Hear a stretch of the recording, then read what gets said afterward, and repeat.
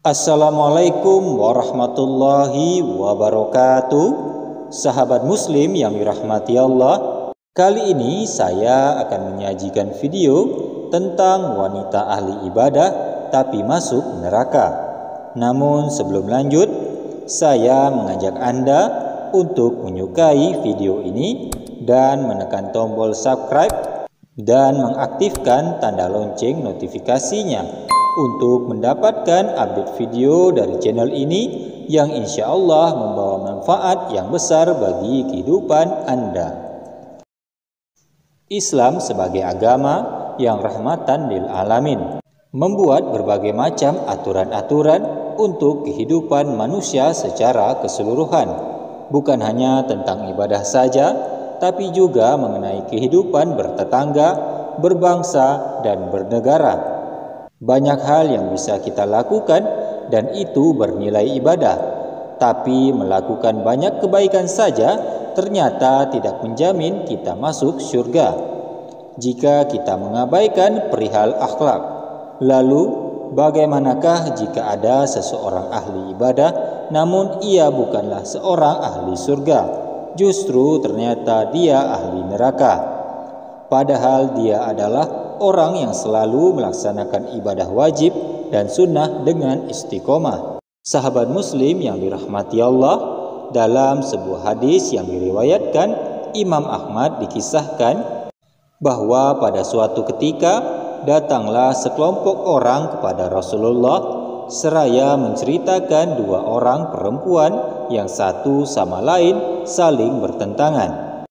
Mereka berkata, "Wahai Rasulullah, ada seseorang perempuan yang terkenal karena ia telah melaksanakan ibadah sholat, puasa, dan zakat dengan sempurna.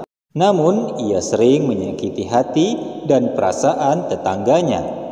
Mendengar hal itu, Rasulullah bersabda, "Tiada kebaikan padanya dan dia termasuk penghuni neraka."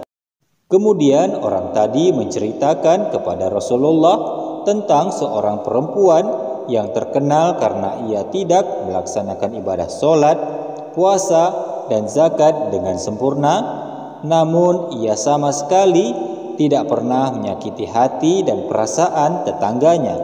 Maka Rasulullah berkata, ia penghuni surga. Dari kisah singkat di atas dapat kita ketahui bahwa syarat utama untuk menjadi penghuni surga bukan hanya banyak beribadah kepada Allah, tapi juga harus berbuat baik kepada sesama manusia, terutama terhadap orang-orang terdekat di sekitar kita seperti keluarga, tetangga, teman, dan lainnya. Hal ini sesuai dengan sabda Nabi, tidak akan masuk ke dalam surga seseorang yang tetangganya tidak merasa aman dari kejahatan-kejahatannya. Hadis riwayat Bukhari dan Muslim. Sahabat muslim yang dirahmati Allah, dari kejadian tersebut terdapat beberapa hikmah yang dapat kita ambil. Pertama, ibadah yang telah dilakukan tidak ada nilainya sama sekali ketika lisan, tangan, dan kaki menyakiti orang lain. Inilah salah satu keutamaan adab. Tidak menyakiti tetangga adalah bagian dari adab seorang muslim terhadap tetangganya. Kedua, ibadah yang kita lakukan seharusnya dapat mengubah akhlak menjadi baik, lebih baik hingga terbaik. Karena Rasulullah pun diutus untuk memperbaiki akhlak umatnya. Ketiga, ketika semua ibadah yang kita lakukan tidak dapat membuat adab dan akhlak kita menjadi baik, mungkin ada salah dengan cara kita beribadah.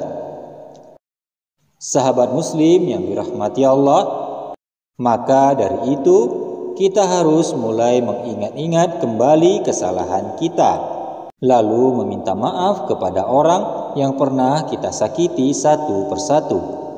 Jika ada yang belum berkenan memaafkan, kita jangan berhenti memintanya sembari berdoa kepada Allah agar hatinya dilapangkan oleh Allah Subhanahu wa Ta'ala. Terima kasih bagi Anda yang telah menyimak hingga akhir video ini. Semoga cerita di atas ada manfaatnya. Kurang lebihnya saya memohon maaf. Sampai jumpa pada video selanjutnya. Wassalamualaikum warahmatullahi wabarakatuh.